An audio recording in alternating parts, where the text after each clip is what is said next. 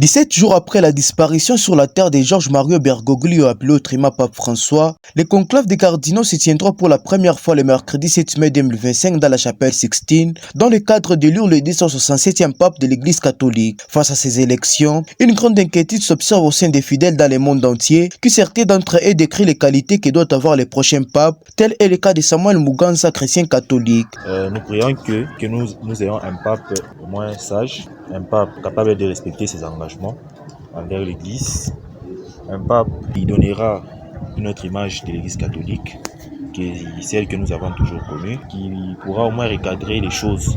Bien qu'il ne partage pas la même philosophie que celle de l'Église catholique, Johnny Katembe, trouvé au sein du campus, explique aussi ses attentes face au successeur de Saint-Père. Il faut avoir une vision, une bonne vision, être appelé par Dieu, faire un miracle une fois dans sa vie, être toujours bon. C'est vrai que nul n'est parfait.